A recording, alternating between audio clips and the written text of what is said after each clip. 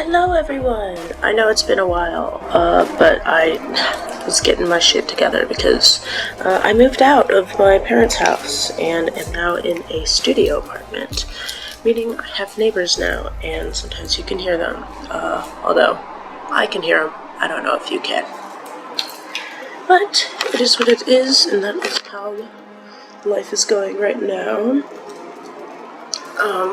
It's been a while. I know that I believe we left off, hold on, actually, let me set my 2-hour timer before I forget, because I don't want to be cut off like last time.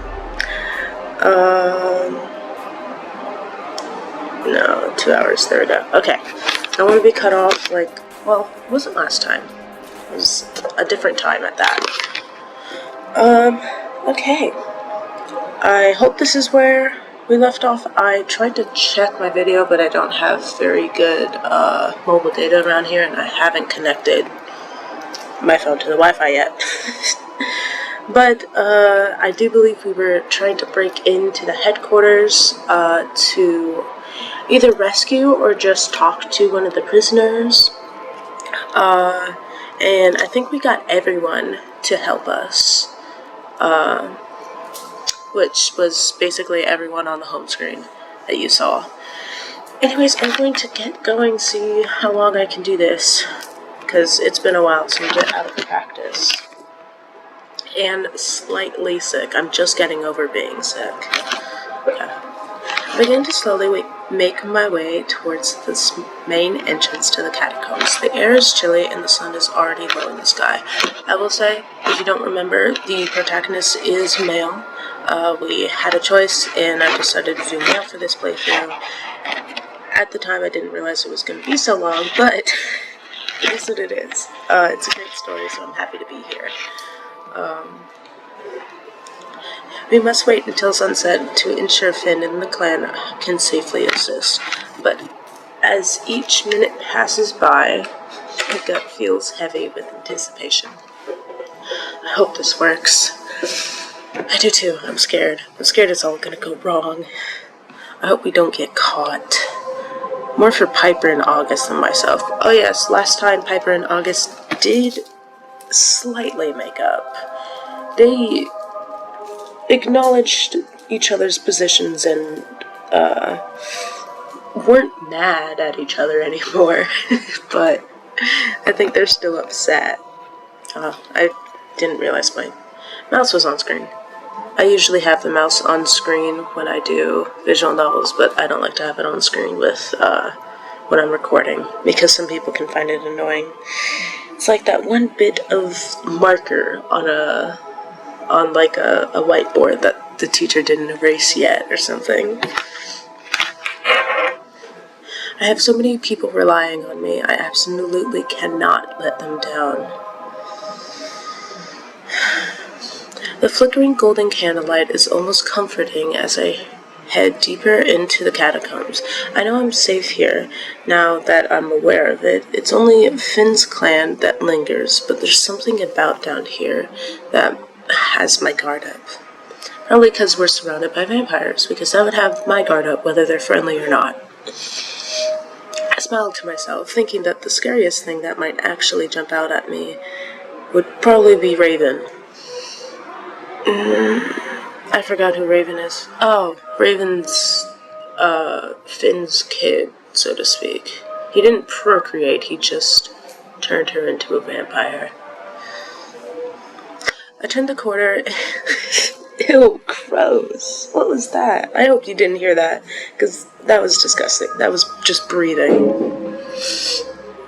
I turn the corner and find the place where Piper and I agreed to meet. There's no sign of her, but then I am a little early. With a deep sigh, I lean against the wall, listening to the steady drip, drip, drip of water upon the stone. Then he changed his outfit. Hey, another outfit change. I love it. You know I love outfit changes. Oh man, I really wish it looked a bit more ornate. I wish there was like more they could have done. I think there was more they could have done to this outfit, but It looks good nonetheless. Looks nice. Finn appears before me as if out of thin air. Good evening. I greet him with a smile, pleased to have some company. Hello, Finn. What? Merry man late? What does that mean? What is that? Is that merry? Did I say it right? Should I know that word? Hold on, I am researching that. Oh, I say researching, but it's just Googling. Meriman. Nope, that's not an A. There we go. No, what? No. What? It is an A, not an E. Okay. It brought up, like, a location. That's so weird. Servant of Mary. And all of these are like 2 R's instead of 1, which doesn't surprise me. I have suspicions that this is like not originally English.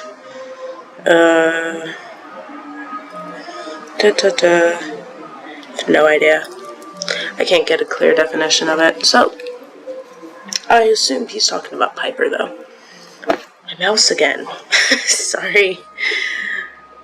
Or are you just a stickler for being on time? I am a stickler for being on time. I don't like to be like 30 minutes early. I like to be on time or slightly early. My mom would always get us to locations like an hour or so early, and it bugged the crap out of me, and I hated it. But now that I'm older, I get like 10, 20 minutes early. 20's a bit pushing it though. But I like to be on time. I shrug, pushing away from the wall. The ladder. I doubt Piper is even late. Is ever late. The grin that crosses his face tells me otherwise. Oh, you'd be surprised. I could tell you some stories that involve too much rum and... He stops, rolling his eyes. Maybe another time. Oh, hey! Piper emerges from the shadows, her eyes carefully fixed upon Finn. That doesn't look like a new... It looks like a smoother outfit. Stop. It looks like a smoother outfit, but I think it's like the same. I'm pretty sure that's the same outfit. I can't tell though. It's been a while. I'm very upset that they changed all the outfits on me after a break. Stop telling stories, Casimir. Can a lady be hungover once or twice in her life? Finn throws his head back and laughs hardly, clutching his stomach. Once or twice, sure. Let's not get too deep into such unsavory tales, shall we? He quickly straightens up, his smile fading. The way his eyes widen, telling me I definitely do not want Piper into such unsavory tales. I didn't read that right.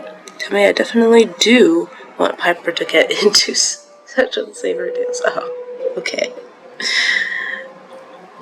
Alas, maybe at a more appropriate time. Remind me to take you to the tavern for a drink, but we should really get a move on. Piper nudges Finn as she passes, winking at me as we fall into step, him trailing quietly behind us.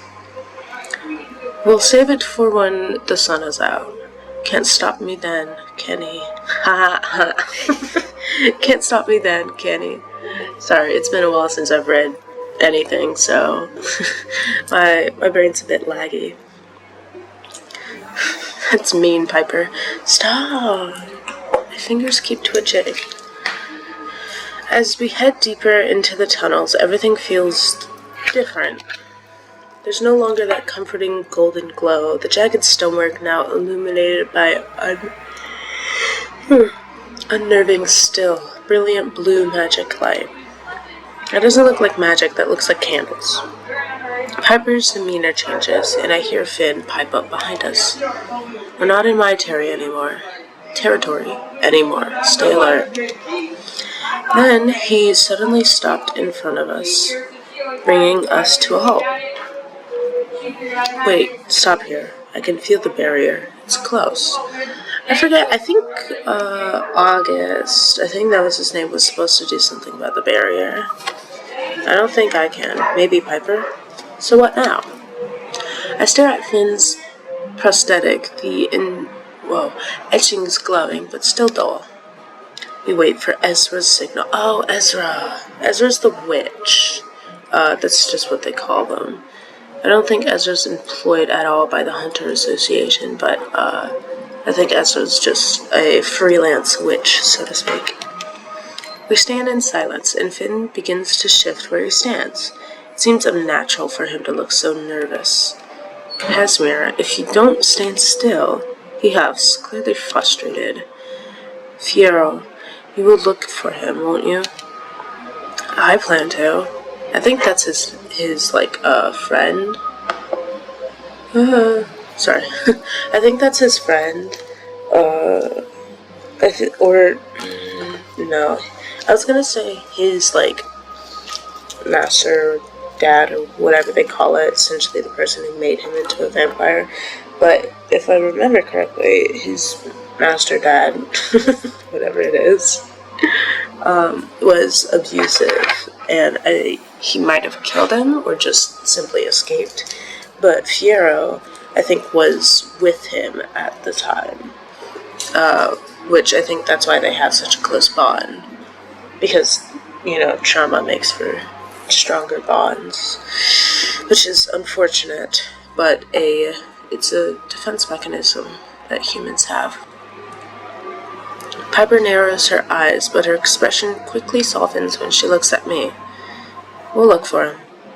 We will. Thank you.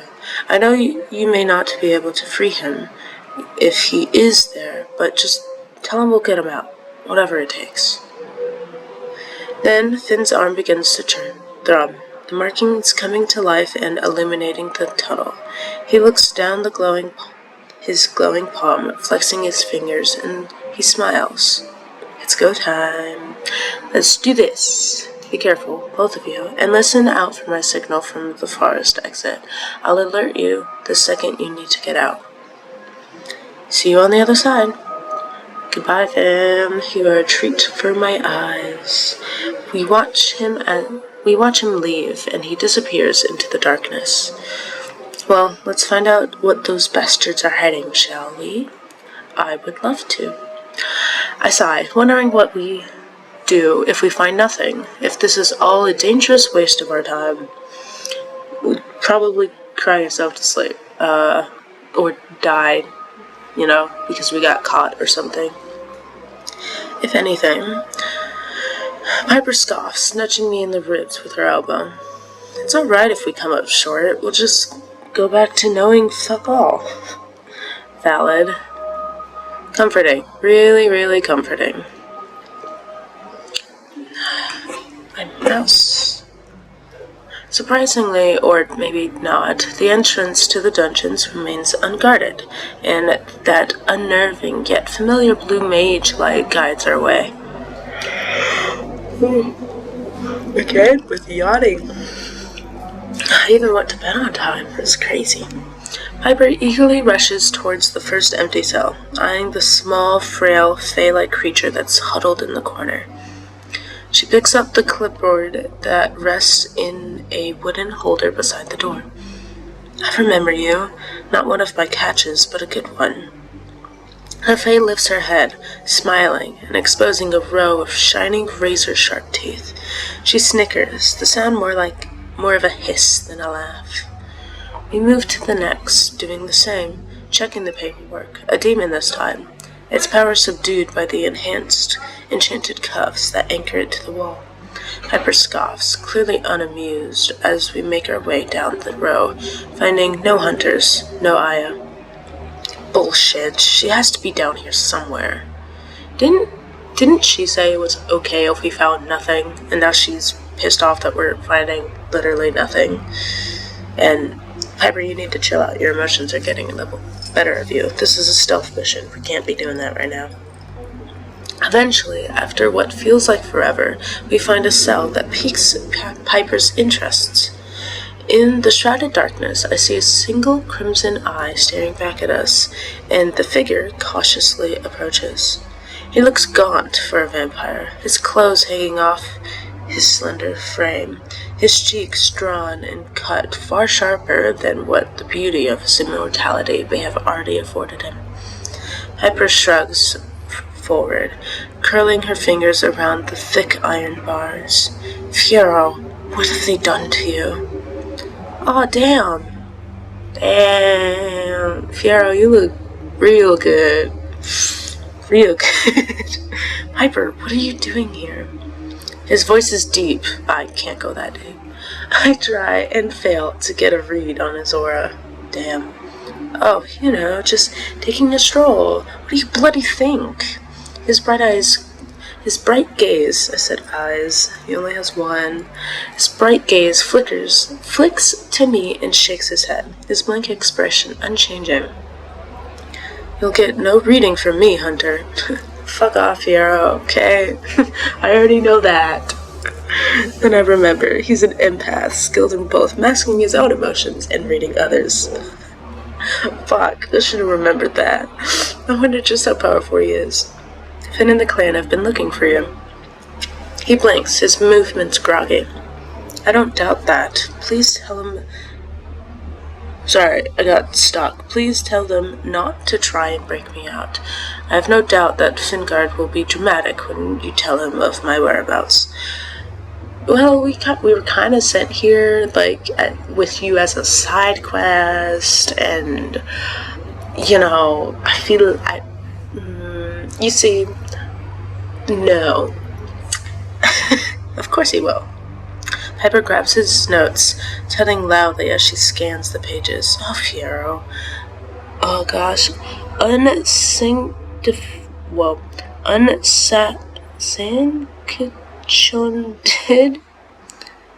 Oh, unsanctioned feeding on an enforcer.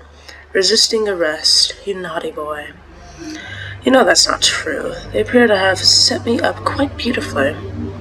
Why you? What happened? His stillness is unnerving after being around vampires like Finn, vampires who do an excellent job at fooling you into thinking they're at least a bit human. My AC has kicked on. I'm still not used to the room yet. You'll have to forgive me if there's any quirks.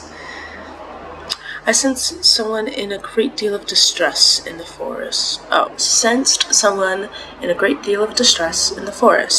I didn't want to rally the whole clan for something that was likely insignificant, so I managed to convince Fingard to allow me to investigate alone. How'd you do that? Because that was stupid. I wouldn't have let you do that. And I don't even know your Actually, no, not knowing your capabilities probably caters to the fact of not letting you do it. I don't know. I feel like you'd be too important. If I was in Finn's, shoes, I feel like you'd be too important. I would have probably sent, one other dude with you, which probably would have gotten them killed. Anyways, I discovered a wounded enforcer near the outskirts of town. They'd been bitten, probably by one wandering youngling, by the look of the mess that it had made of them. Gross. I tried to help, to assist them in getting back into town, but I quickly realized that the enforcers had surrounded me. They approached me, and I've been here ever since. Jeez, I don't think you need to be locked up for that long. That's insane. Pepper growls, roughly shoving the clipboard back in its holder. What the fuck are they doing? Harry struck a deal with your clan long ago, and you don't cause any trouble. If anything, you do a better job of keeping the town safe than most of the other hunters. Yeah, because all the hunters piss off. Literally, I was the last resort. If you remember in the very beginning, all the hunters kept leaving the area, so they had to call me. I don't know what is special about me, but, I think I'm a rookie or something. Oh wait, no, I'm not a rookie. I trump Piper. I have a higher rank than Piper. I got the promotion that she didn't, so they called me in because she didn't have the rank. I don't know, it's been a long time since they explained a backstory, because that was all the way in the beginning, and I'm not going back there.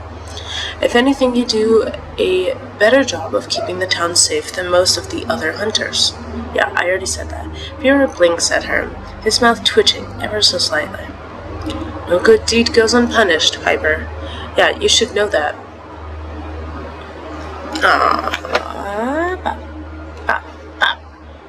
Ask about other prisoners. I'm pretty sure they have harmed him.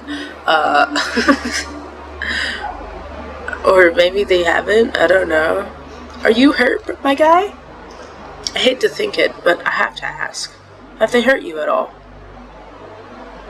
They have not beaten me, nor have they tried to, and I'm not interested in being a troublesome prisoner. Yes! We love that. We love it when people aren't abused. That's like peak right there. I feel a butt coming, but they have been taking my blood. Is that bad? You fucking what? That seems pretty important. Leading with that would have been handy. His lips twitch, as if he might be considering smiling. He rolls up his sleeves, and his forearm is covered in angry bruises. I've never seen a vampire marked this easily. Unless... Wait, holy fuck, do they not know how to, stab a vein? Are you kidding me? They do this shit for work, and they can't even get a vein? That's insane. They've been starving you. He covers his arm, nodding. Yes. Piper's gaze is fixed firmly upon the ground, her brows furrowed. She's restless and agitated. I am too. Bro, I would be livid. What could they possibly want of your blood, Flora? A lot. You would think immortality blood isn't valuable? Come on, Piper. Think a bit harder. That sounded a lot more rude than I meant it to be. Emotions are difficult to convey. I meant that sarcastically and in a joking tone. I wish I knew. None of this makes sense. Oh, I get options. Yay! Have you seen any human being brought down here, specifically hunters? They keep the others far away from me, as you can see. He's right. There are at least 5 or 6 empty cells between him and the next occupied one. Damn. Why? He's obviously been cooperative. Though I might have sensed something. I assumed at first it was my hunger dulling my senses, but his brow furrows. I'm confused about what species they are. Their scent is unusual. Unusual how? It wasn't human, but it also wasn't something I am familiar with either. No creature that I've ever come across, anyway. Oh, that's fun. I don't think that's what we're looking for, though. And I've lived long enough to know when something isn't right, when something is new. I look at Piper. She's doing everything she can to avoid eye contact. Are we looking for a non-human special creature? I thought we were looking for a person. She's thinking about Aya. I can feel worry rolling off her in waves. Piper, I need to know if my friend is alive. Fiero offers her a sorry look, the most animated he's been thus far. I suspect that he can feel her pain and her anger. Damn empath. Poor thing. I wish I could offer some clarity, but I cannot. All I know is that your enforcers aren't the honorable agency that they claim to be. Something dangerous is afoot. Yeah, we know they're not honorable. That's why we're here in the first place. Because we can't trust them. She visibly displates, her shoulders swaying and her balled fists relaxing. What are they? What are they doing? I've dedicated my life to these people. So have you. Damn right. I nod, a lump in my throat. I feel sick, everything inside me screaming, telling me this is all wrong. If Aya has been here, there'll be a trace. There has to be. You're right. We should keep looking. I didn't think stopping was an option. I clutch the bars, getting closer to Fiero. I can't set him free right now. Not when we don't know how much time we have. But I won't leave him here to wither and die. We'll get you out of here. Soon. Somehow I doubt that, Hunter. Listen, I got main character syndrome and a main character. Like, I'll get you out of there. Promise. As the story goes that was my witness, you will be freed, one way or another. And I plan to risk my life for this man, because Finn's going to fucking be pissed if I didn't. Also, I really want to see what his path is. I say path, but he's not a love interest, which is sad because I would totally go for him. Piper tugs at my sleeve. We may not have much time. Vera quickly sinks back into the darkness of a cell, and I watch him settle upon the ground. It pains me to leave him, but I know he'll be okay. He survived Levi, he can survive this. Yeah, Levi, that's their master dad. Which is probably why he's so good at, being okay. We find the warden's desk and rifle through the drawers with haste, and Piper gasps as she sets her sights on a bundle of prisoner manifestos, the type that should be outside the cell. These are important. Why are they tucked away in here? She reads them quietly, her eyes frantic as she scans the messy writing. I see her resisting the urge to crumple the parchment. She hands it to me and turns away, her hands in her hair. All of the other occupied cells and their paperwork neatly displayed outside. Listed is their species, arrest date, offenses, and an abundance of useless little details to keep the enforcers busy. But these two apparently hidden sheets that Piper has given me are different. General Aya Walker and General Azel Ripley. Who is Azazel? Oh, yes, I know how to pronounce that. Piper turns to face me. The hunter that Alucard fought with. Oh, shit.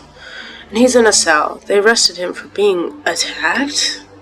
I hate to say it, but for what feels like the trillionth time, but what the fuck? They checked Aya out of her cell last night. Him too. Fuck. But look. She points at the time scribbled next to their names, and there's only a check out. They haven't come back? It's been over 24 hours. They haven't come back? Then a loud banging echoes from down the hallway, and Piper quickly snatches the manifests from out of my hand, shoving them into her shirt. Let's go. We're stealing now? This is bad. We're gonna get fucking caught. Okay, I'm gonna get my mouse ready because I know they do timed events. So my mouse will be on screen. We move as fast as we can while staying cautious. Finn had signaled us for a reason, but be it an enforcer guard approaching or the wards being recast, either way, we need to get out of here. We hear muffled voices drawing nearer and quickly flatten ourselves against the wall, but we're not hidden. The forest exit is in sight, our escape. Piper turns to look at me. It's your call, General. Fuck. Actually, no, this one. I wanna wait. Piper waits patiently while I decide, trying my hardest not to waste time. If we run, we might alert them to our presence. If we don't, I close my eyes, shutting everything else out around me. I can hear them. Two people, seemingly not aware of our presence. Yet, casual conversation, footsteps drawing nearer, but from the dungeon entrance, far away from us. I open my eyes and hold up my hand, signaling for Piper to wait. We can make it, I know we can. I shake my head, listening, waiting. Their voices grow quieter, footsteps upon a staircase, and then they're gone. Go now. We step forward, pushing out the heavy door with ease.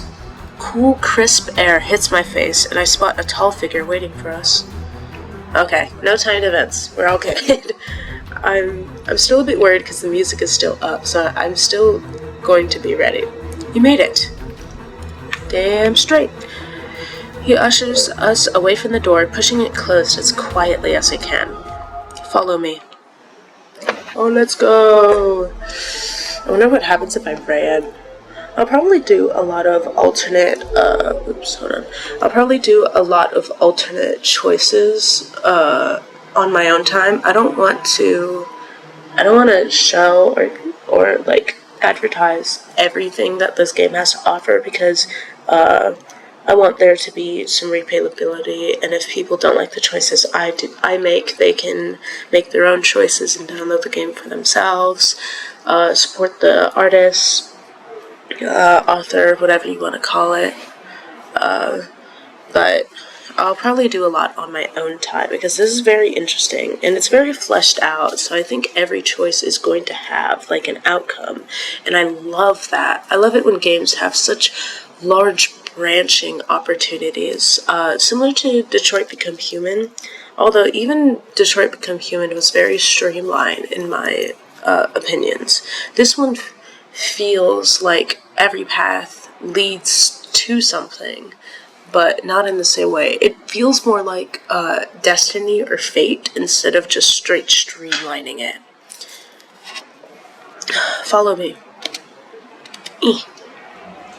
He leads us just a short distance away and into a small clearing where we can still see the surprisingly well-hidden dungeon exit. What did you find?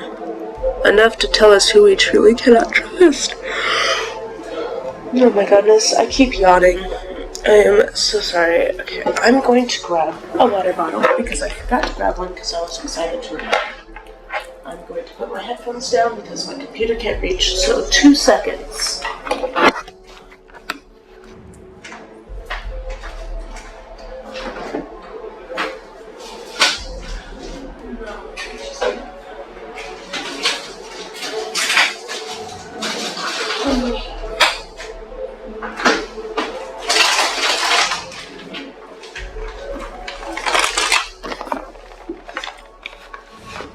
I got cookies.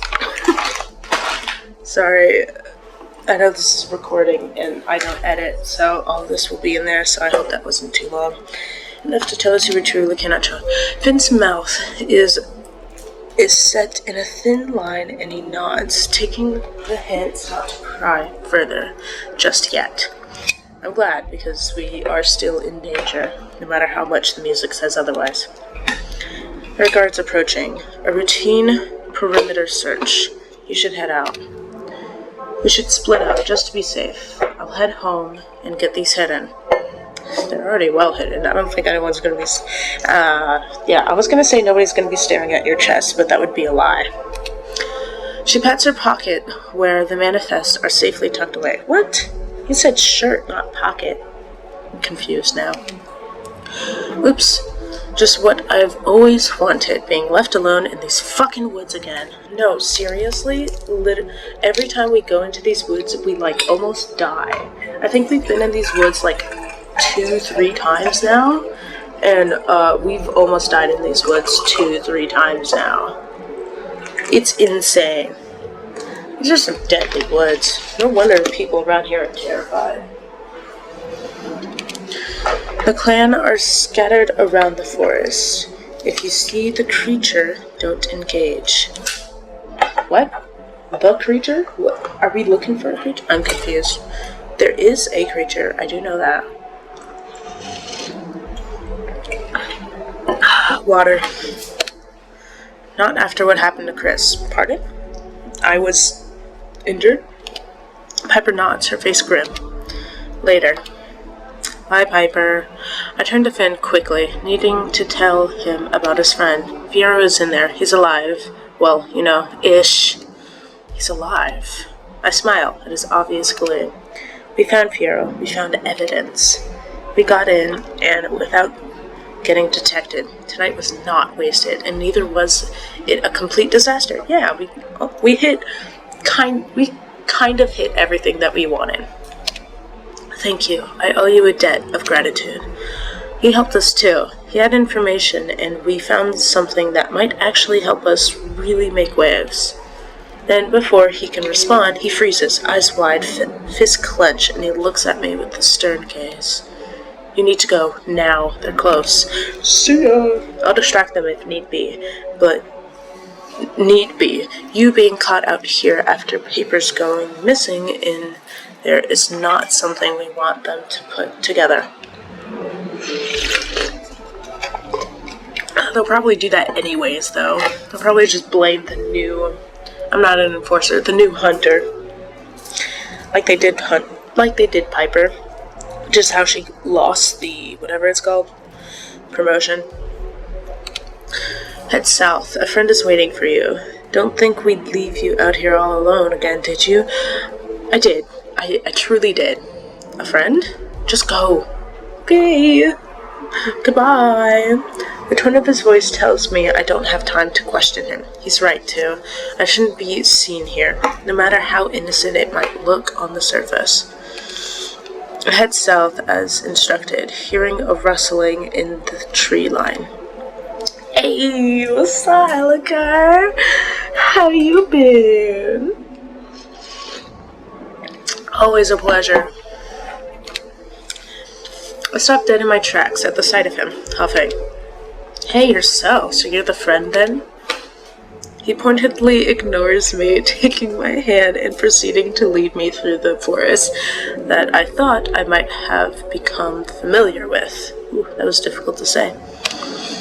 I might have suspected Alucard was lost if not for the grim, confident silence and the air of tension around him. Aw, is Puppy scared? Tension. What else is new for this man? But after what happened last night, I suddenly find myself nervous. I wasn't some fever dream born... Fuck! It wasn't some fever dream born of fear, was it? Excursions. I feel like I've just been reading worse recently as well. It's just getting harder to, understand and read words. It's getting harder to understand what words mean when I read them, so I mess up sentences a lot more. Because if their meanings change, then the sentence change, and the words aren't what they're supposed to be.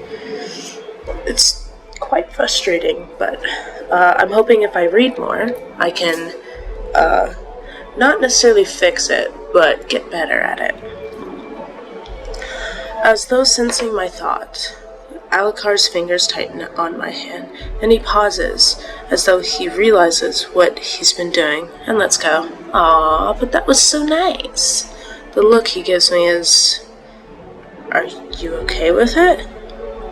The... abruptness of his question is startling. You might have to be more specific. What is it, exactly?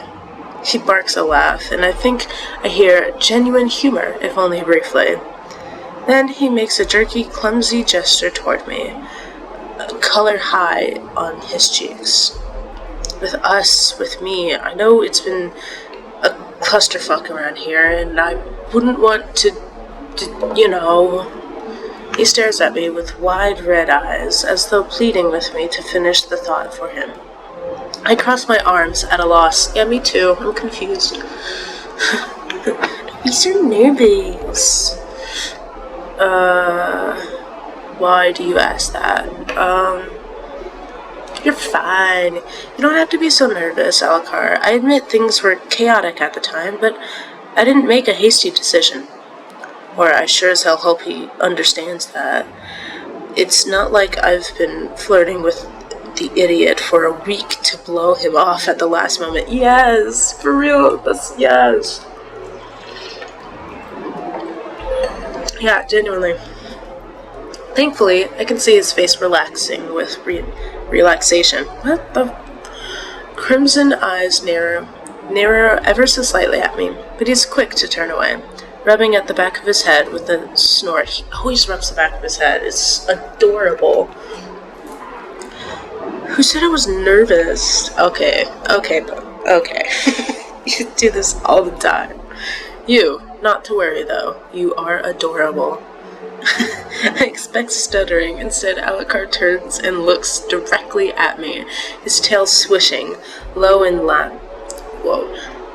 languid. What? He bats his long eyelashes, his grin toothy. Languid? What is that? I feel like I should know that word because I think they use it a lot, and I see it a lot in other visual novels that I read as well.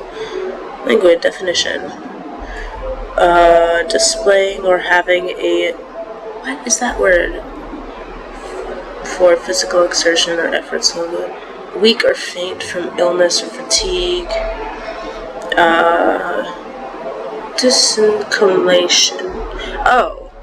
Displaying or having a disinclination for physical exertion or effort. Slow and relax. Yeah. Okay. Yeah. I get the gist. It doesn't really click in my mind, but I get it. Adorable, huh? I take a step forward, hooking a finger in one of his many unnecessary belts, reeling him in closer. Alucard willingly goes, pressed flush against me, and the grin does not waver. Bro, he is so strong. He is so strong. You know damn well he's not gonna do anything that he doesn't have to. Do you prefer another word? You know what? Yes. How about... And he suddenly clears his throat and turns away, face red. But maybe later. Omen's waiting for us. Aw, sad. What? Alucard gives me a pout that is half pleading, then gestures for me to come closer to the boulder nearby. It's freezing out here. Come on. In the final grunt, Alucard slides back. Alucard slides back what seems a patch of grass and dirt. The entrance is disguised, impressively convinced. He reveals a narrow stone staircase leading down under the earth. I come to stand next to him, peering into the abyss. Not that it is dark down there. Not that it is dark down there. I see the dim glow of a fire, and I can tell it's warmer down there than up here. Yeah, you're telling me, do you not see the smoke and snow? Pretty sure it's winter here. Or autumn? No, I think it's winter. Ezra's a miracle worker, huh? And Finn, he won't believe what a clan of vampires and a witch with a desire to nurture you at any given opportunity can do once they put their minds to it. World domination, I would assume. I believe that they can dominate the world. With a smirk, he beckons me to go on ahead. I oblige and hear him slide the hatch door close above our heads. This is Ezra's house, if I remember correctly. It's not a very long descent, some 10-12 steps at most. I find myself standing in a circular, brightly but gently lit space. Its stone walls practically hidden by curtains strewn about the place, softening the impression that it's, well, a cave. This is not Ezra's house. Ezra's house has similar colors, or bedroom has similar colors, but I believe that this is whatever his name is, Omen's house. The strings of light are clearly Ezra's idea, yeah.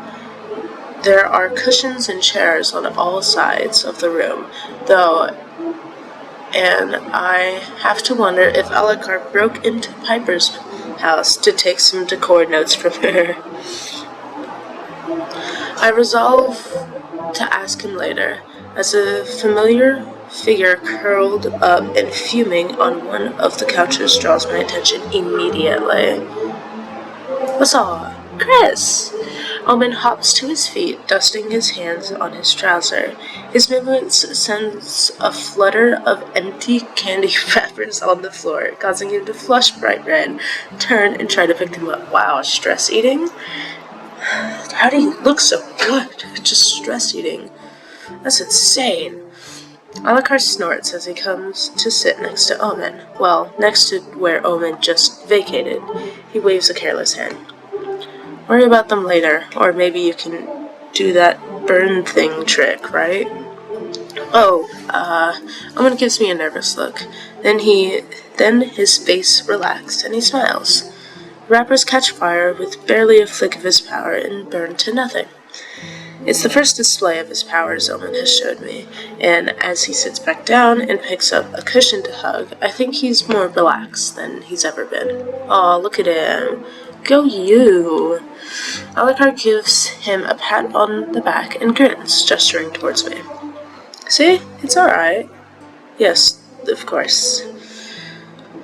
Omen turns and regards me for a moment.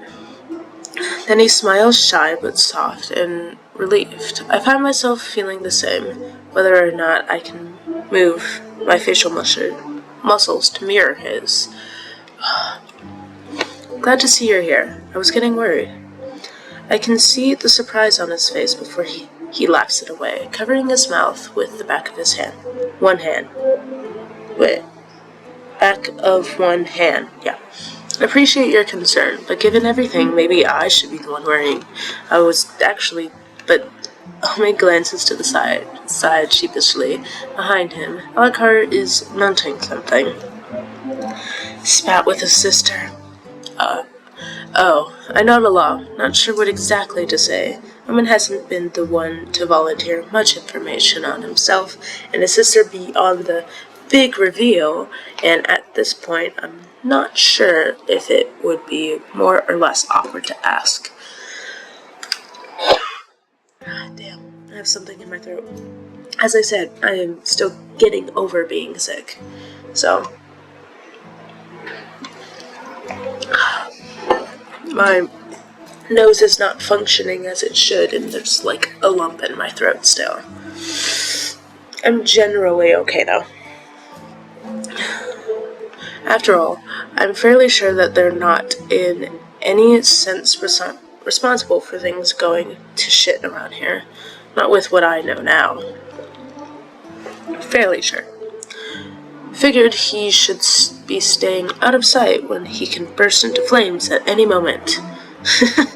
Omen whips around to face him, and I can hear the fluster in his words. Alucard, you can't say that to his face. That's mean. I was not. Alucard shrugs lazily, shooting me a shit-eating grin as though trying to rope me into the teasing. If it counts as teasing, I see the tail of Omen's hair already gaining a cherry red wisp-like quality. Bro's about to burst into flames now. Don't worry, you look cute when you're on fire. Omen groans, burying his face in his hands. I stifle a laugh despite myself, and come to sit down next to Alucard on the couch. Omen gives me a sharp look, like I've done him a small betrayal, but joins Alucard on the other side. He picks up a cushion and holds it close to his chest. We sit in silence for a long moment, and it's the most peace I've had for a very long time, especially since coming to Lunaris. These two don't know much of anything, I realize. Well, perhaps not much more than me. Even though Alucard has clearly been snooping around, and Omen possibly, definitely, carries his own bag of secrets. But at this moment, in relation to all of this, perhaps we're the same. There's some comfort in that. Not to be the only one in the dark. Pass me the jar. I can see Omen startle out of the corner of my eye. When I glance his way, it's to catch the flash of guilt on his face, and then he bends over to retrieve something. He surfaces back up with a mostly empty glass jar of wrapped candies. Omen, I was just going to fucking kill me, buddy. I'm sorry, you said help yourself. Alucard reaches for the jar, but Omen holds it away from him. Show me your tongue, Omen. Omen's eyes widen, and Alucard leans back away from us with a not-so-subtle snicker. I glare at him, and he shrugs off. With a roll of his eyes, we each look at Omen expectantly. The son of Satan takes his sharp breath and then sticks out his tongue out at me, just enough to mock me. I think you should take your allergy seriously. Well, I think demons ought to be allowed to take their indulgences seriously. Omen, you could die. Do you not understand how allergies work?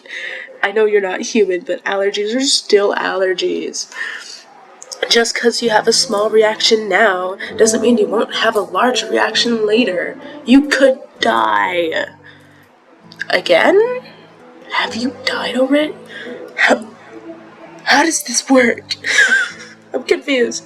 Alucard laughs then, open and full of mirth, and not like any sound I've ever quite heard from him before. What is that word? Mirth? Mirth. That sounds fun, but I think it's mirth. M-I-R-T-H?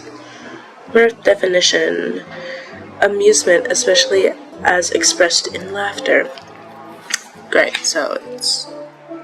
yeah, okay. He ruffles Omen's hair, then gives his long ear a slight tweak. That's how you show him gratitude, yeah? See? You're learning. From the best, I gather? Omen blinks, then laughs too, an awkward chuckle that he still tries to stifle behind one hand. Alucard's wolf ears relax, and I see his face soften into something very bright and very fond. At the same time, his fingers curl around my hand in a tight squeeze. Alucard breathes in sharply, then glances at me. Our eyes meet, and his grin widens. He's happy. In this brief, unbearable, lucid moment, in all this chaos, he's happy, and I feel it reflected in me. I squeeze back, leaning my head on his shoulder. It's warm, and he smells of snow and a warm hearth. I think that's how you say that. His tail curls around my waist, an embrace of another time. Right in front of Omen? Guys. Go away. And oh my god, I can do both of them? I want to do both of them. That sounds like fun. I got an achievement. I romanced Omen and Alucard. Let's go. I am amazing. I had no idea I was romancing Omen, but I'm glad he's happy. It jolts me, almost lightning sharp in its clarity, that this is something we can have together. I was worried too, because Alucard and Omen seem very close, and I was slightly upset. I was upset that I was taking Alucard away from Omen, because they seemed to be really close, and I was kind of sad that Omen wouldn't have such a close relationship. Not that Alucard wouldn't be allowed to, but it's just Alucard's focus would be on me instead of on Omen, and I think that would have really hurt him. So I'm glad I can have this option to do both of them. Oh, that's fun though. Before I can stop myself, my hand moves, almost as of its own accord, and I reach out to touch Omen's face. He turns, brown eyes wide. Then Alucard laughs loudly, obnoxiously, but richer than I've ever heard of him. He captures my wrist, drawing my hand to his lips, and presses a kiss on my palm. Omen swallows audibly. Oh god. Ouch. I was immediately thinking, I was like, what is this rated again? I think it's just mature. I don't think there's any, bad things in it. Not bad, but, touchy subjects. Touchy pictures. For the YouTube gods. Then my soul returns to me like a wisp across my backside, and I draw back, getting up away from them. Have I overstepped? But Omen catches my hand, the one I touched his face with, the one Alucard has kissed, and he holds it onto it firmly. He meets my eyes with a sly grin. He and Alucard share a look, something loaded. Where are you running to? Finish what you started, will you? I glance at Omen uncertainly. He only smiles, beams even, his whole face lighting up, and if nothing else, there's no running away from this. Grudgingly, I sit back down. swear I can almost hear Alucard's heart hammering in his chest. Or is that my own? Oh, thank goodness. I'm so glad I didn't have to, say anything more than that. There are implications, but nothing is whatever it's called, assured. Water. My face certainly feels unseasonably warm. You will not be the one to scold me about consequences and impulsiveness.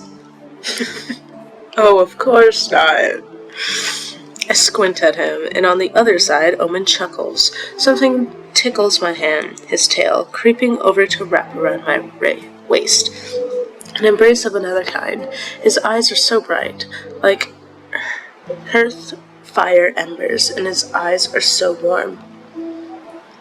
I forgot to whatever. It's fine. It occurs to me immediately and undeniably that this will not be a bad decision. As much as it pains me to leave, I'd better be heading out then. Shame. But stay safe and all that. Not that you need that chat, big and strong as you are. Shut up, Alucard. Good night. Thank you, Omen. I turn, getting one final look at them before I head back into the forest. This is Ezra's house. Oh my god, look, there's Ezra fan art. Or, I don't know if it's fan art, but it's art. I head straight for the shop when I leave the forest without incident, remembering my promise to Ezra and August that I'd let them know I was safe. I love August. They're so great. I'll probably do them next, honestly. Of course, I won't be recording that, though. You have to download and get the game yourself if you want to explore other pathways. Oops. I push the door open and spot Ezra and Finn in somewhat heated debate. Oh, it's because Finn wants to go save Fiyero, and Ezra's like, don't be a dumbass. And Finn's like, I'm gonna do it anyways. And Ezra's like, don't be a dumbass. They both straighten up when they see me, Finn apparently too distracted to anticipate my arrival. His eyes are wide for a moment before he settles back into that implacable stillness. Look at Ezra. I think these are their normal clothing, now that I think. Oh no, they're winter clothing! Because it's winter, and they have to be warm. I didn't make that connection. You're back. We were getting worried. I was busy. He steps towards me, leaving Finn where he's apparently stuck in place. Finn said you'd found Fiyero? I'm so relieved. Yes, Fiyero is alive. We should get him out of there as soon as we can. They aren't exactly treating him with kindness. I look at Finn, anticipating an outburst. It'll be justified. They've been taking his blood and starving him. What for? What could they possibly need with his blood? What do you mean, bro? He's an immortal. Like, come on. Listen, in reality, if someone were to claim they were immortal, we would also take their blood. Like, what do you expect? I know, and I don't really remember how they, how they make people into vampires. I don't think it's anything to do with their blood specifically. But come on, blood has like DNA and instructions and information that you can't get from just asking a person. Like, if I were to ask a random person, what is your DNA formation, nobody would know. You gotta take their blood for that. How do you work as a person body? How do you work as a living body? Most of that information is in the blood. What for? What could they possibly need with this blood? I already read that. There's a clear and unusual tension between them tonight. Something I can't quite place.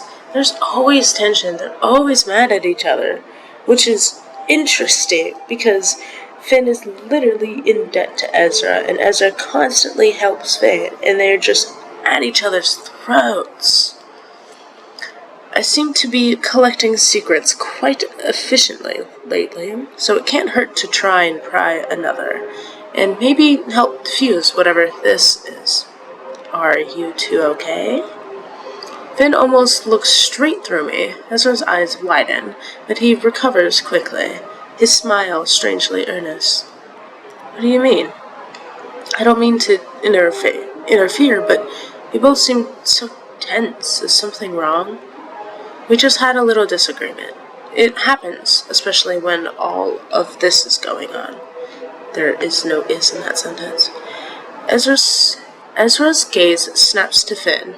Eye contact fixing and holding before Finn exhales sharply, apparently willing to be a little more open than the witch. With everything that has happened, I made the decision that I would be more mindful and keep my distance from Ezra. Oh no. Him being seen with me made the enforcers make his life a living hell, which he will vigorously deny. You are right, but I think Ezra will be more upset at you leaving than being harassed. I think Ezra is, I'm not going to say fine, because that would be a lie, but I think Ezra is used to the mistreatment, so to speak, and having you there is helpful. But if you're gone, even if they don't mistreat him, he'll still have a hard time. Because he likes you, Finn. I don't know if he likes you in a romantic way, but he definitely cares a lot for you, and if you were to leave, he would be very sad. Ezra opens his mouth to protest, but Finn pointedly continues. Ezra softens, then, a fun look in his eyes as his gaze flicks between us. You cannot live your life with them breathing down your neck. I know what they do to people who they feel threatened by, or who they'd like to use as a scapegoat. Look at Fiyero. You hold the knowledge from working with them. They're afraid of you. I refuse to stand by and let those I care about get hurt. I've had enough, and if staying away helps them get off your back, helps protect you, then so be it. My point before still stands.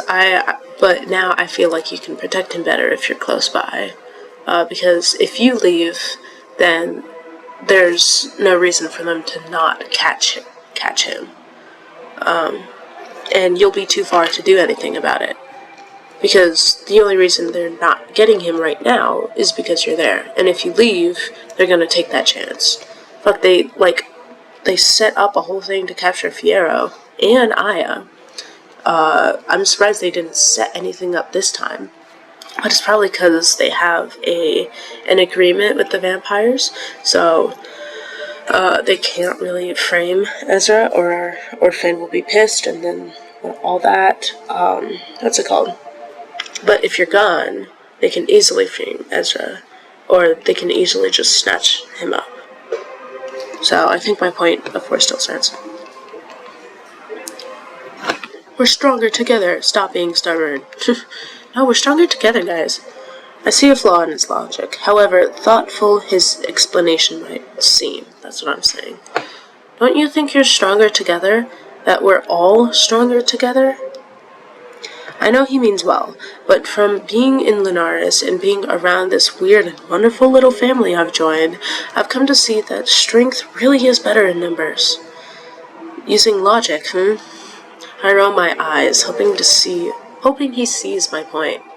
I understand where you're coming from with this, but in such a situation, don't you think it's better to take some risks? Being away from those you care about truly only does more harm than good. Your presence gives them strength, and you face the consequences together. Finn, you're expecting to be everywhere and nowhere at once, and we're all taking risks here. Exactly. Please tell me you at least see how much better we are with you around, as part of this unit. He looks to the side, a brighter smile forming before he returns his gaze to us. I've lived a long time. I may just be a little overly cautious, but yes, I see. Great, I'm glad. What was that? Annoyingly and embarrassingly, I feel a yawn brewing. Unable to stifle it, my fatigue suddenly catches up to me, and I find 2 pairs of wide eyes staring at me. Tired, are you? Just a little. I should go. They both smile at me, watching as I part the curtain to leave. Thank you for today, for everything. Rest well, Chris. Thank you, Ezra. I have to go see August. Shit, I'm not supposed to be out at night, am I? The cool air hits my face, invigorating me enough to help me drag myself towards my bed. I take a few steps away from the shop, and I hear a familiar voice calling my name. I turn, smiling when I see them. August! Is it August? The amount of stares we get as I push the door to the wolf open is impressive. Even the innkeeper behind her counter, but after a moment, all eyes of her. I glance behind me to see that both Half-Lycan and Demon have disappeared. Disappointment bites me in the... Oh, sorry. My poor brain. Disappointment bites me in the ass, but I suppose it makes sense. They want to evacuate the scene now that they've seen me home safely. Aww, not August? Sad. It was 2 people, not 1 person. My bad. I'm a bit sad. Just, slightly disappointed. No reason. It's fine. I'm not crying. Even now, the part of me that claims to be good sense screams and shouts that this is a mistake. A terrible, bad decision made in haste that I can't follow through on. I swallow past the lump in my throat and make my way upstairs, trying to think. What's a mistake? I'm confused. Only to open the door and see them both sitting. Oh, fuck. Saw! What are you doing? How did you get up here without using the front door? You guys didn't break a window, did you? Because I'll have to pay for that. Or maybe the Hunter Association would have to pay for that. Fuck it. Let's throw a riot. Omen jumps to his feet first, eyes and smile so wide and so full of relief. Alucard stays sitting, his eyes studying the floor like it holds the secrets to the universe. Okay, I personally am a bit worried that this will go to a point that YouTube will not want me to explain. Although this is for mature audiences, literally, first episode in, I think all of them, but after that, I tried my best to say at the beginning that this is for mature audiences, like 18 plus. Because, the game said that at the front, at first, and since I've been splitting this into separate videos, I've been trying to say that throughout all the videos, but this is 18 plus audience, and I don't know, I don't think that it'll go very far, but if it does end up going very far, I'm just going to skip past it, because I don't want YouTube to hurt me. But we'll see where this goes. I'll try my best. And of course, I'm not going to read anything that I'm uncomfortable with reading. I'll try to read everything though. After a slightly awkward pause, I clear my throat. You two have fun breaking in? Alucard made me do it. Alucard. Yeah, actually the window ledge was a bit tricky. Nothing I can't handle. Of course I've got talented hands. Shut up, Alucard. I didn't ask about your hand dexterity. Also, I have a latch on my window? Why didn't I know that? I thought... Cool. Also, don't break into my room. He wiggles them at me. All 10 bandaged digits, and Omen laughs. After a moment, I feel the same mirth. Whatever. The same warmth bubbling in my belly. Oh god, I'm so worried. I can't deny the fondness I have for them, nor how warm and right it is to come and sit on the bed with Alucard, Omin joining me at the other side. Oh god, not a sandwich. Omin puts his head on my shoulder, his tail snaking around to wrap my arm in an embrace, and Alucard leans into us both, his smart mouth pursed in a pout. Hey, Grumpy Wolf, tell me what's on your mind. Feelings, Hunter, a full-body disease, and you both gave me a killer case of it. Yeah, I get that. Feelings aren't fine. Feelings are a headache. Omin stifles a giggle onto my shoulder, his breath warm and smelling of a hearth in winter. It is winter. I take a long, deep breath, drinking in the afternoon, even as Alucard mutters a curse without any heat under his breath. Are we really doing this then? We might. I'm worried. I'm gonna keep my voice down because I don't know how uncomfortable other people would be, and I don't know how well they can hear me. He leans away just enough to stare with wide, his hopeful eyes, wide and hopeful eyes full of wonder? I don't know, I'm confused. I don't think that sentence translates well. Alucard and I exchange a look, like we can say no to that face, like anyone in this world above and below can. Don't do anything. Yes. Yeah. I'm glad. Good job, Omin. You're great. Alucard snorts, then wraps both of us in a slightly too rough, awkward hug and pulls us both down with him so we fall back on the bed. I am very worried. I am very worried. We're going to skip past it if things get too much. Implications are fine, but direct, specific explanations I'm going to try to avoid. Plus it's not been 2 hours yet, so we're just gonna have to deal with it, because I refuse to stop right now. It's way too early. It squeaks loudly in protest under our combined weight. Yeah, you're telling me, that poor bed. You sleep on this disgraceful slab next time we're staying in my cave. Listen, the Hunter Association put me here. It wasn't my choice. If you don't mind August tearing the town down looking for me and biting my head off when they finally do. Yeah, that's true. Don't worry, their teeth aren't very sharp. Oh man. Shut up. I glance at him. Alucard raises his head to stare at him. Omin notices neither of us, having closed his eyes and snuggled in closer to me as though getting ready to sleep. Hey, are you two going to spend the night here? Really? On my other side, Alucard pointedly throws one long leg over us and snuggles in tight as well.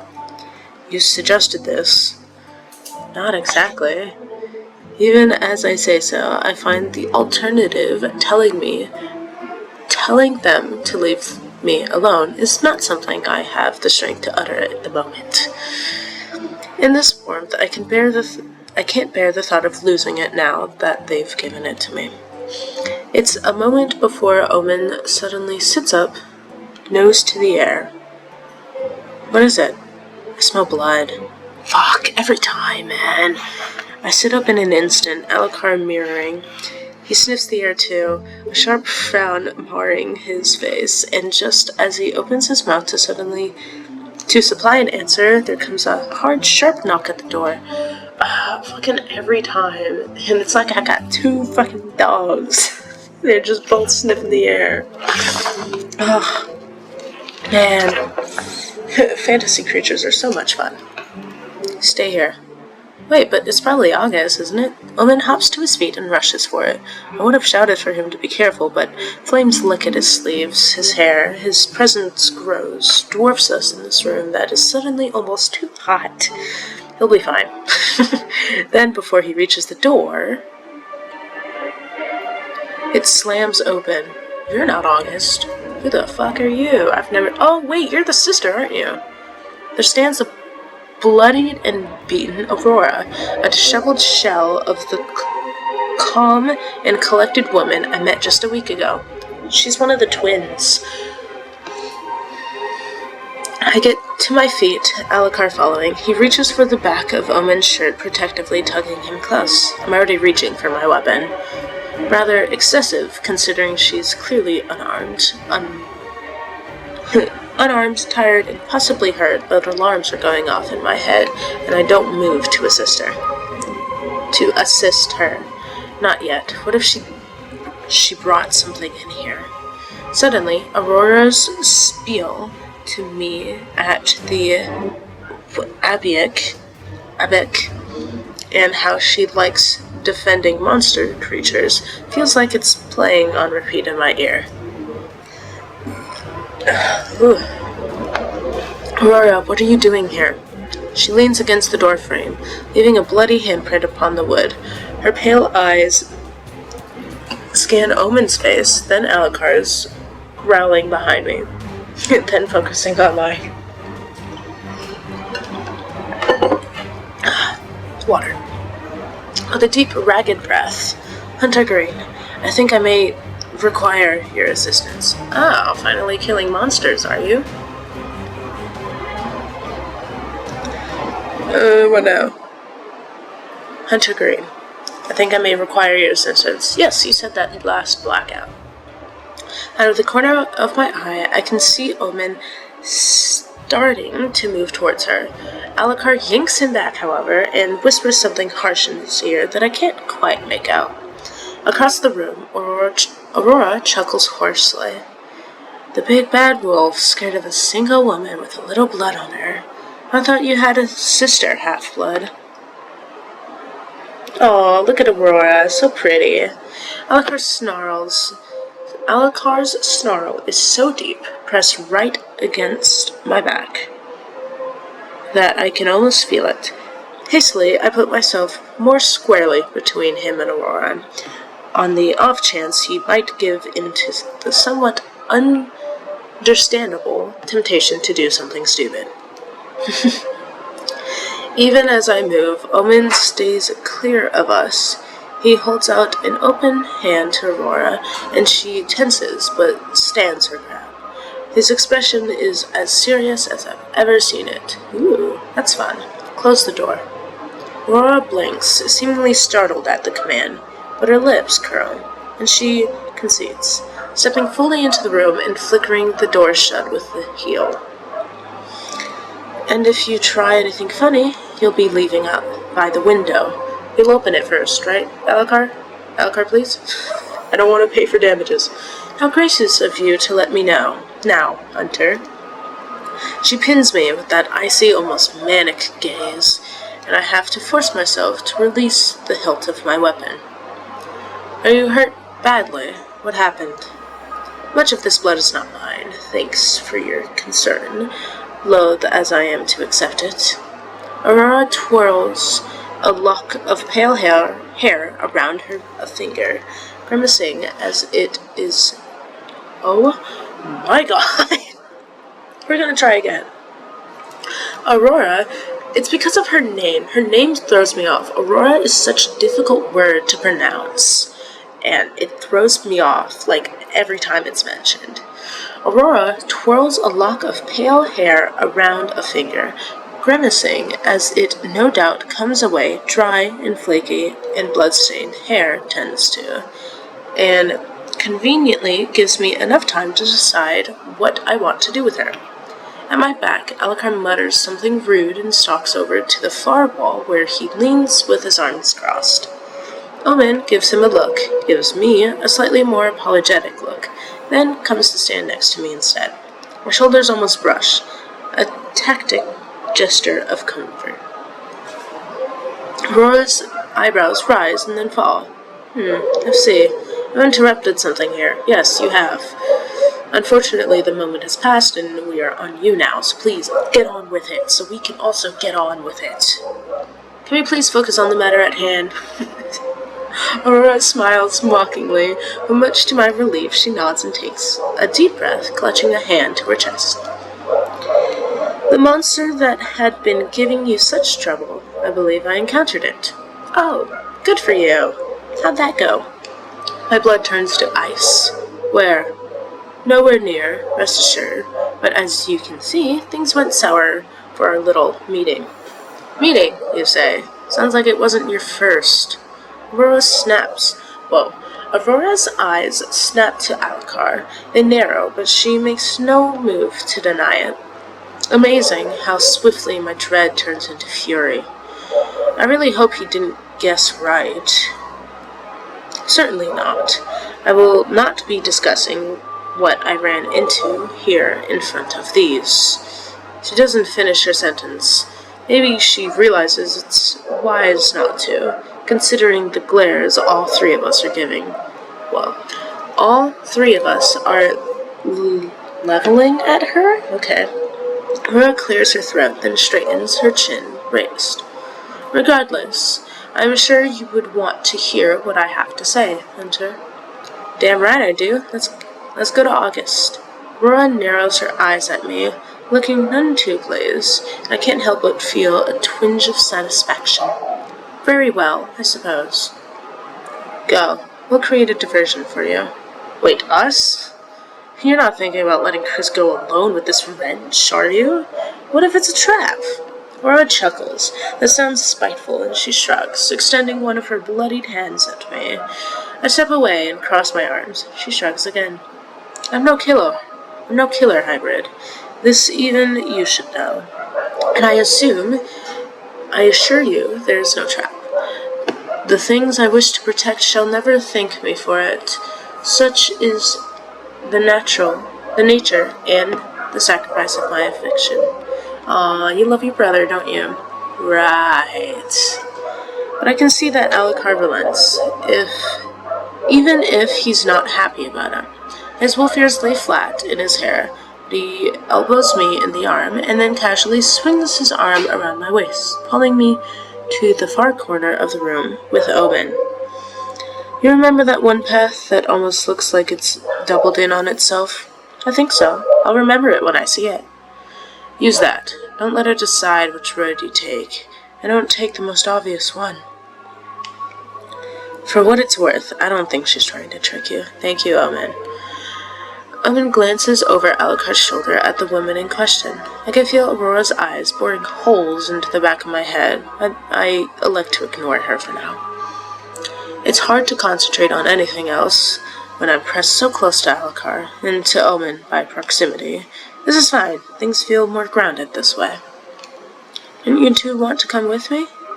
Yeah, your boss would be so happy to have us over for tea, I'm sure. He has a point. Omen gently shrugs Alucard's arm off his shoulder, but not without pecking his cheek, then mine. It will be easier if we both commit to causing a distraction. We can't let her be seen leaving this place.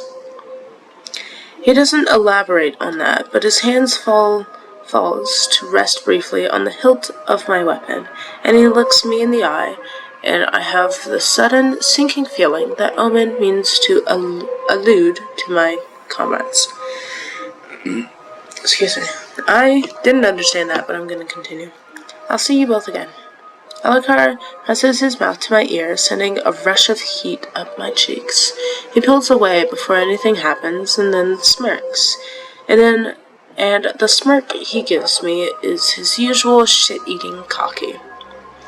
You fucking bet, Hunter. His eyes linger over long on Aurora for a moment, and I could swear I see her stiffen. Give it 5 minutes, then go out the back door. Do you truly think we would go out the front? Aurora, we know we won't. We know. You're just adding shit to add shit. Like, it's unnecessary commentary. He doesn't answer, but something in his face changes, harsher, fiercer, and she looks away with a snort. With that, his usual half waver, Half-wave, Alucard makes for the door. Fast enough, I might be inclined to think he's trying to make a run for it if I wasn't still feeling the weight of his embrace around my waist. Elwyn follows closely on his heels, with one last look at us. The door shuts behind them, with an eerie sense of finality. I love that word. It's my favorite. Finality is such a cool word. After an appropriate successful exercise and distraction back in the wolf, I rush Aurora across town to August's rather impressive abode without further incident. They stand in the doorway and stare at her with a crinkled nose. Hi, August. I'd say it's nice to see you, but can we come in? I met their gaze, trying to convey the urgency. Just don't get blood on the sofa, please. I was gonna say, he's a clean freak, isn't he? Noted. I'd taken my surroundings, and his home couldn't possibly be owned by anyone other than August Wilhelm. This is beautiful, August. Thank you. It's nice having my own little sanctuary, though I don't spend as much time here as I would like. I tentatively take a step beside them, both of us glaring at Aurora across the expensive coffee table. Aurora clears her throat, her eyebrows climbing high as she stares at us from across the room. Can we start? I'd like to go home if we can get this over with quickly. Explain exactly what you've been up to, Miss Woodridge, in detail.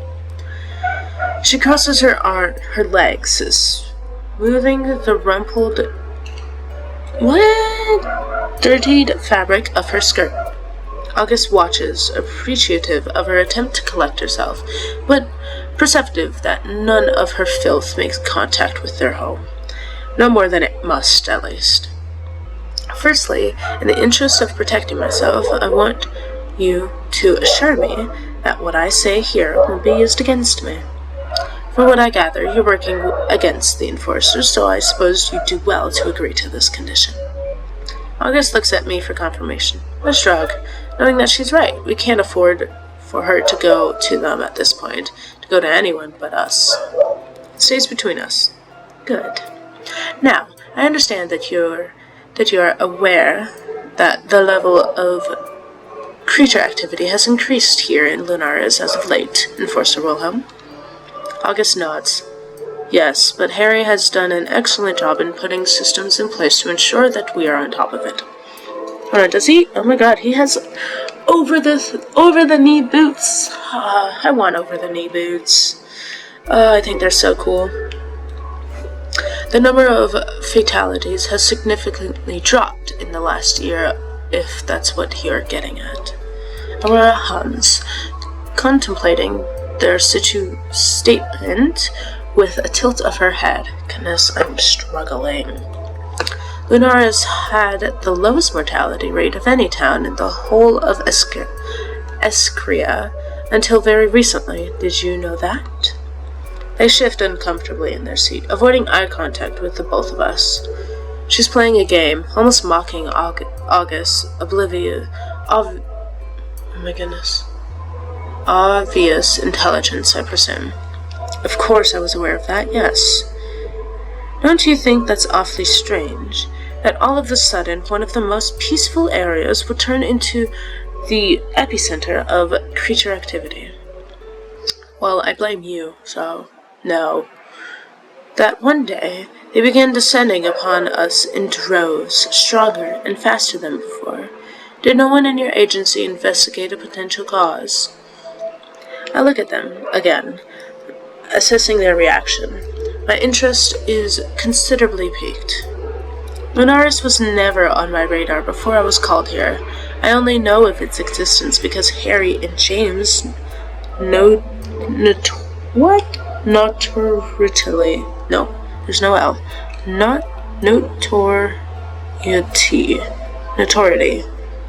and James' notability,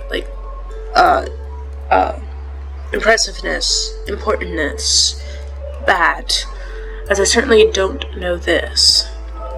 Escria is made up of cities and towns far larger than Nalaris, so for Aurora to claim that this sleepy little place is the hotspot for creature activity is beyond alarming.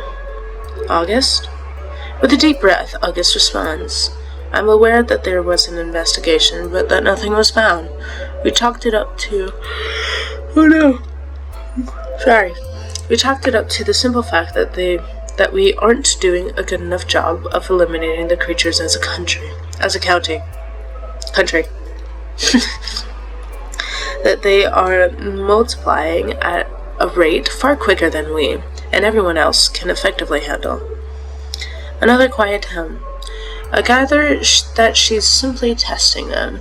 Aurora knows a lot more than she's letting on, clearly, and it brings back a touch of her knowing resolve. So why, in the last year, has that magically gotten better? Until these recent murders began, Lunaris was relatively peaceful again, wouldn't you say? Not as peaceful as before, but an improvement was seen, yes? I'm no wiser than you, really, Enforcer, but I do know that the thing committing these murders is no ordinary creature. And I know... Whoa. That got stuck. And I know that the method in which your precious leader has used to fix the problem is an unsavory one. But something isn't right here in Lunaris. Something is drawing them here, and whatever that something is, it's making them stronger. Bro, like, what are you talking about? This is not what we were discussing. How do you know all of this? I look at Aurora, taking note of her confidence and her poise. It's impressive, but I can't help but wonder how the hell she knows all of this information she's just unloaded on us. You know an awful lot about the Enforcers. Even more than us, apparently. Oh my goodness. I keep yawning. This is insufferable. Water. How? She shrugs, nonchalant, not quite getting the gravity of the situation, I feel. People talk. To the twins that alienate everyone by telling them they deserve to get gobbled up by monsters for daring to be afraid. Sounds unlikely. Believe it or not, there are people in this sad little town that are more afraid of the Enforcers and new hunter pets than they are of the monsters. They see you talking to the things that lurk in the catacombs, the vampires, the lichen, the demon. They may smile and seem friendly, but they are just as much of an untamed creature as the ones that lurk in the woods, that you don't allow to drink in the tavern or sleep in your beds. Shut up, Aurora. Listen, do not talk about what... Not in front of August, okay? We're trying to be professional here. What happened last night? Tell us what happened last night. How did you find the creature? Aurora daintily clasps her hands in her lap, taking her time to respond. I often check the graveyard and the forest surrounding the Abec before I sleep. I like to know there's no creatures out there that may need help. Right. You have Lux for that. Does she not do her job successfully enough? Lux is an incredible guard, but she doesn't care for creatures in the way I do. She simply serves to protect us, not them. Why do you require a night guard exactly? Before Aurora can speak, August pops up. Because we are fed up with them calling in problems and using up our limited resources. The only real issue they ever had were some angry townsfolk with a kitchen knife. If you hadn't already noticed, Abec isn't exactly popular around here, so we assigned Lux as an unofficial guard to keep watch. Anyway, as I was saying, I did my usual nightly check, and I heard something in distress in the forest. I found a creature, the creature. A ghastly-looking thing, but it was crying. Crying? August lets out a tiny burst of laughter, quickly covering their mouth once the sound has escaped.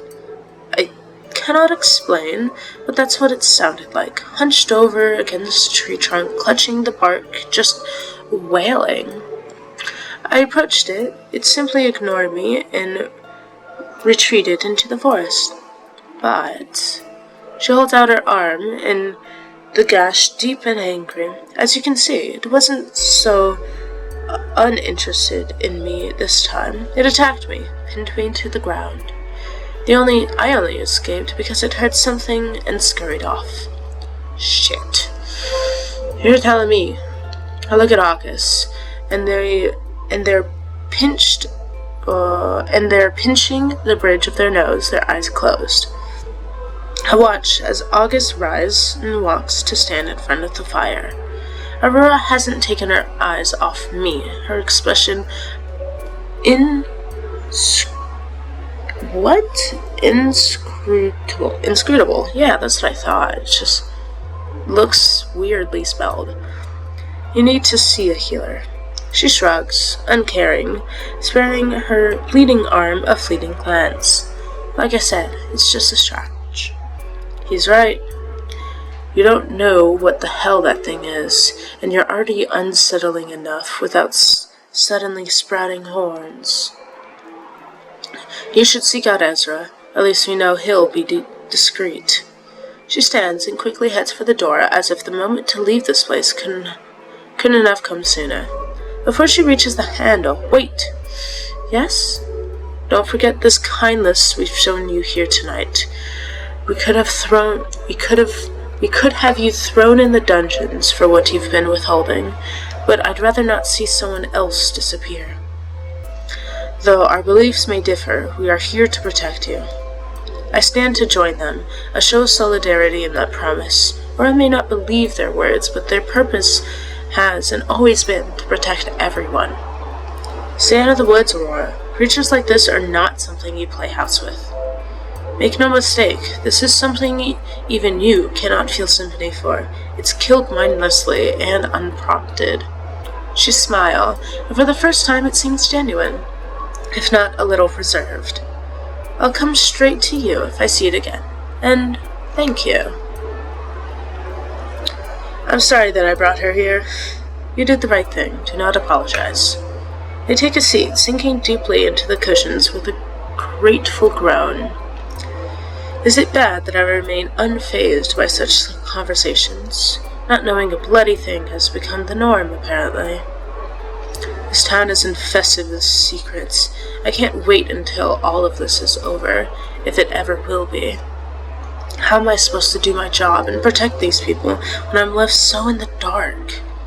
You care enough to keep trying, and that's all that matters. The people of Linares are lucky to have you, August. Thank you, Chris.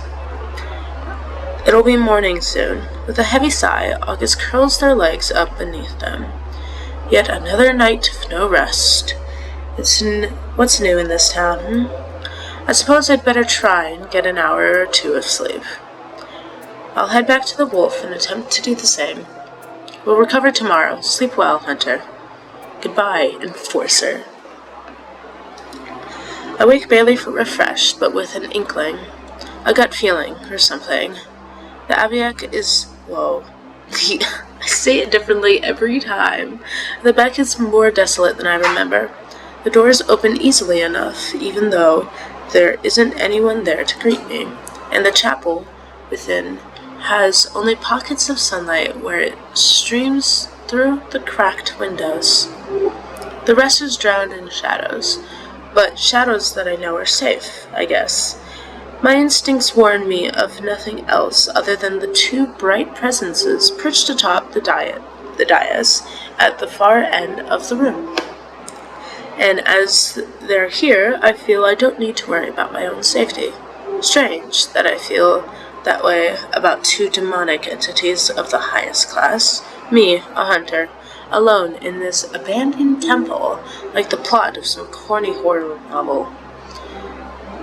Well, Elaine and Omen's conversation persists. No, Peter's out as I close the door behind me and approach them. The way they tilt their heads in perfect synchronization reminds me eerily of the Woodridge twins, but their expressions are quick to change. Too big, small, similar grins, I bet. Chris! Omen hops off the dais and starts towards me, arms outstretched. I see a flash of sheer relief and happiness on his face, opening my arms in surprise before he has his around me, pulling me close. His warmth is a shocking contrast in the winter chill, but not in an unpleasant one. As I hold him, a flood of relief leaves me, almost lightheaded. He's fine. I'm fine. How soon before this changes? I let my chin rest on his shoulder, breathing in deep the scent of him, of brimstone and hearth. It feels like a small comforting and, eternity before he lets me go. His eyes come to rest on my face. However, his hands come to rest on my face, however, and Omen tilts his head, eyes searching my expression. You got to August safely?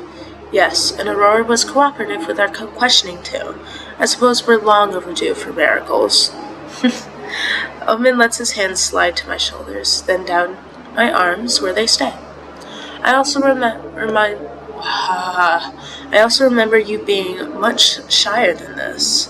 So that's second victory for me, I suppose. Excuse me. Omen, shy. We both nearly jump at the musical laughter. Omen turns, and I look past him just in time to see Elena coming down to meet us. She looks much better than when last I saw her, though she wasn't so bad off then either. There's a spring in her step, and her aura feels the same as her brother's, if maybe a little harsher around the edges. She gives me a curtsy, showing off shiny boots, and also the lash of long gold jeweled tail. It's nice to meet you properly, Elena. Whatever. Much the same. Brother speaks well of you. Elaine presses a finger to her lips suddenly, pursing them in thought. I let her examine me at length. No reason for concern when Omen is reassuring presence by my side. But then she sticks out her hand. The gesture catches me almost by surprise. Uncertainty. Oh my goodness. Uncertainly, I reach for it, assuming it is a handshake. At the last moment, Elaine catches my little finger with her own and curls them tight together. Take care of my brother, alright? Elena! Elaine giggles and lets go. I tried not to snatch my hand back so fast as to be rude, but I do. Have I just been fooled into a deal with a demon? Fuck!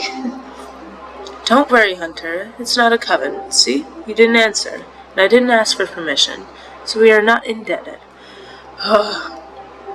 You can't do that. That's rude. Omen squeezes my hand, looking stuck somewhere between pained and slightly panicked.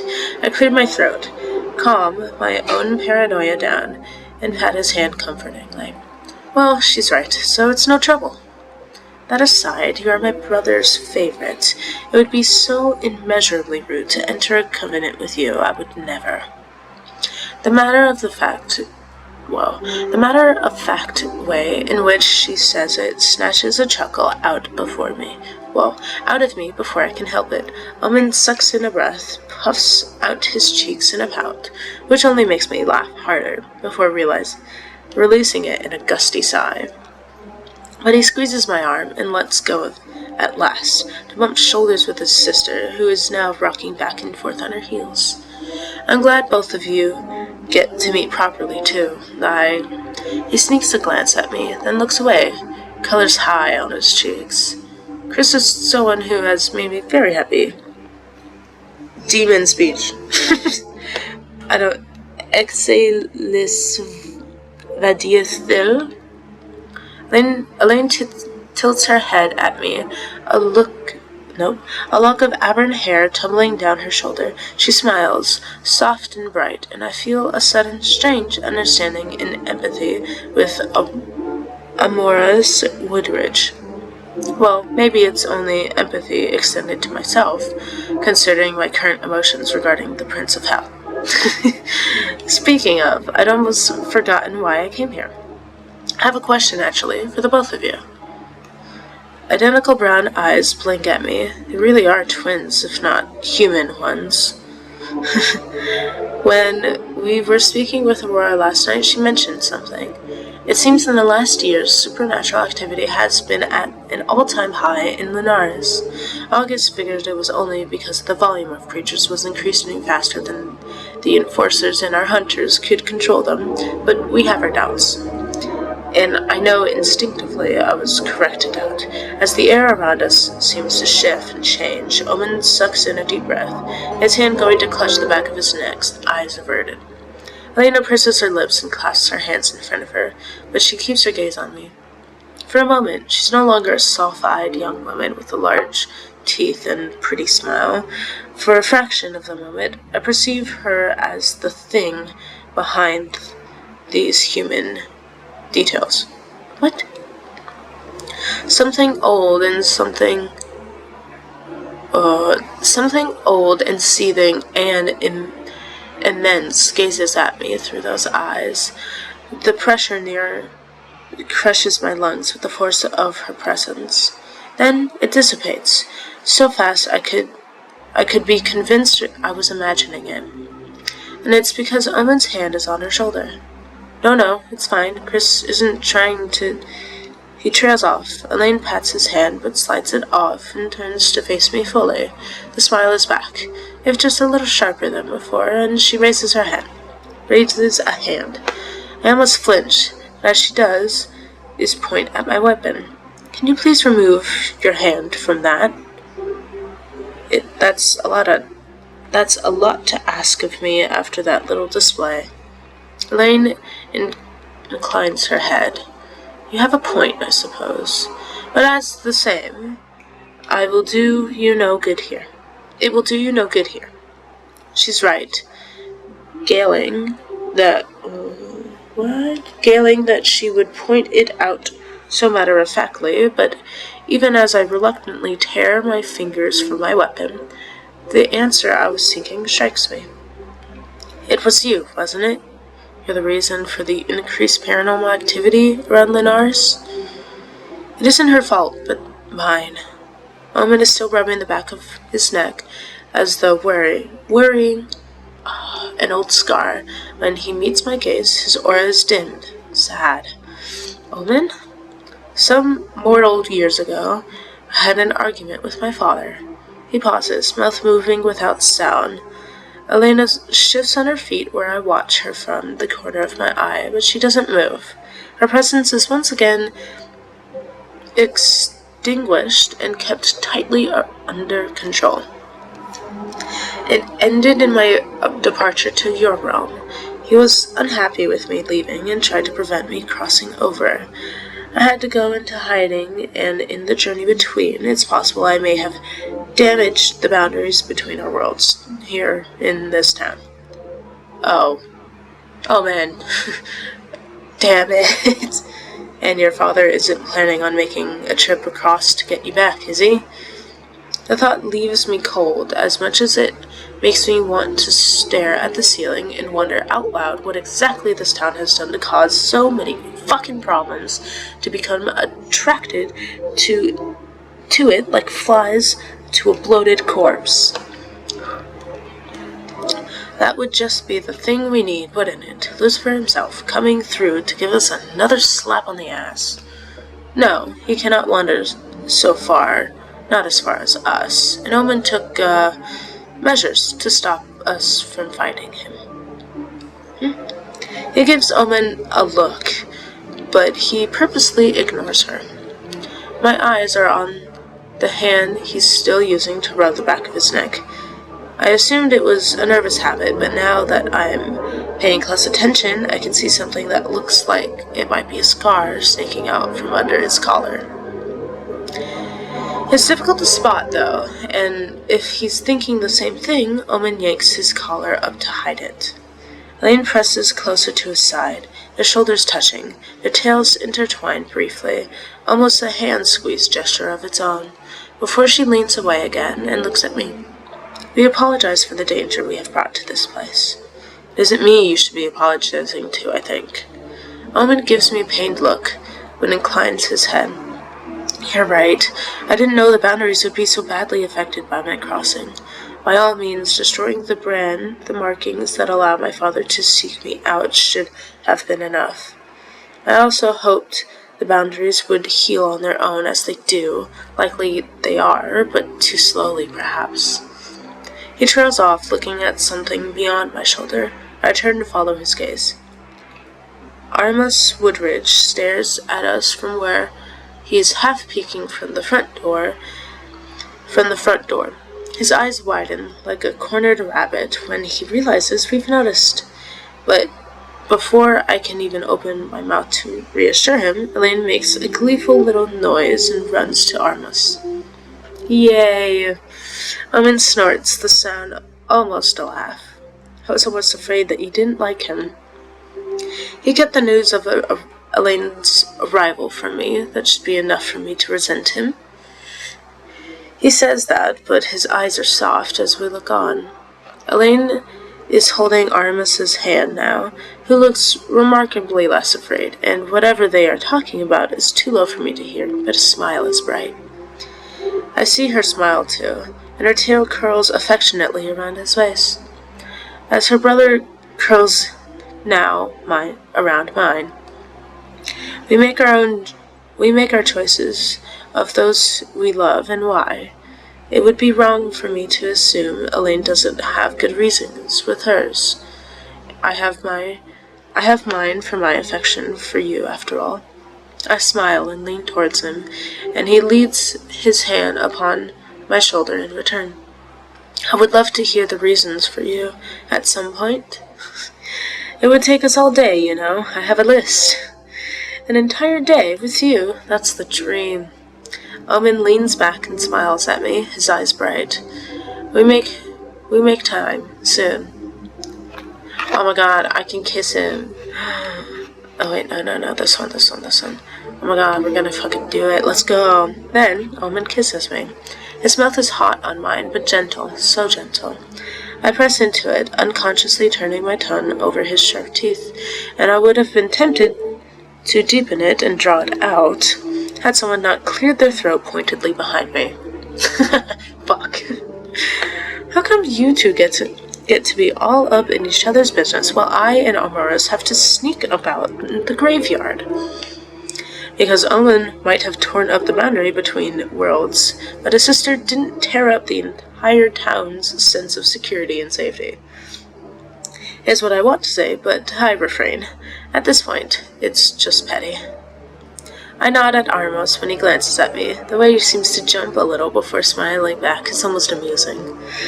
Have you come to fetch me, or have you come to fetch Elaine? Neither, actually. I've come to tell you that Aurora will soon be here, and here I wanted to... It trails off uncertainly, probably not that sure about betraying his sister's view on things yet. And I'm not sure how much of that I can sympathize with, but after the mess last night, I'm nothing if not glad I don't have to see her again just yet. I have a feeling she would have something galling to say about this whole business that I should also make a report on. I scratch my head, thinking about what exactly will go on the mission report for this entire mess. Just doing so is already causing me a soul-deep pain. But later, when I actually gotten a chance to unpack everything. I need to go find Alucard anyway. Our wayward wolf. Omen and I share a smile. He leans in and brushes his lips with mine. Will you come to us later? Of course. He threads our fingers together, squeezes, then releases me, disappearing into the darkness of the dais. I linger for a moment longer, watching Armos and Elena's conversation.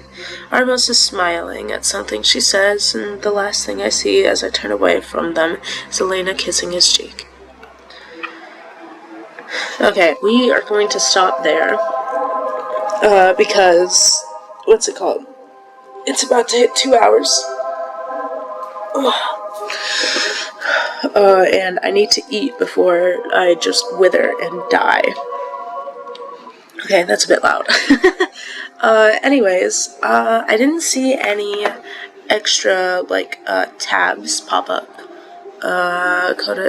Gallery. Yes, there was one that I didn't actually show. Yeah, there we go.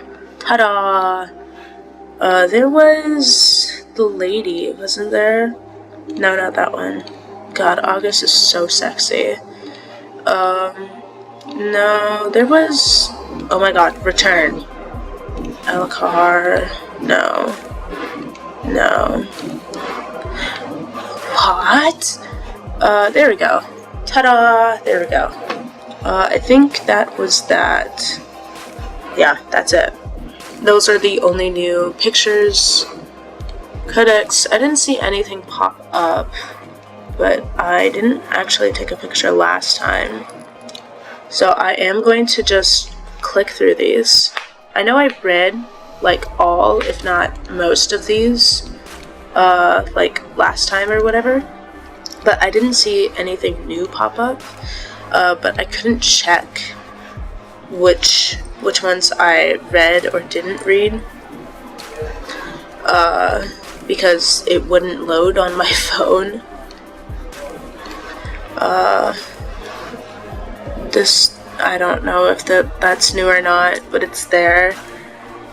I don't really want to read again, because I read a lot last time. That was Infinite, I think. There we go. Wilhelm, Academy. Yeah, okay. So that... Mini-stories. Oh, okay. We don't have any mini-stories. I don't think I'm gonna do the mini-stories anyways. That seems a bit extra, so I don't want to spoil it, so to speak.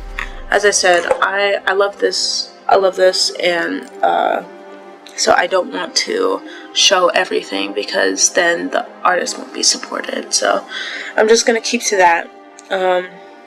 But that is all for today. Tomorrow, hopefully, or I can't say tomorrow, but next time we'll read a little bit more and see where all this leads. I am quite excited personally. And I'm glad we finally have an official relationship. I think that it'll end soon. After all, we already have a lead on the monster. So it should probably end soon, which is bittersweet. This is going on for a while, and I have a few other novels that I want to showcase. That they're in their demo phase, but they're absolutely amazing, and the artists themselves are requesting support. But they're already doing an awesome job. So I want to showcase that. But I will do that after we finish this, which hopefully will be soon.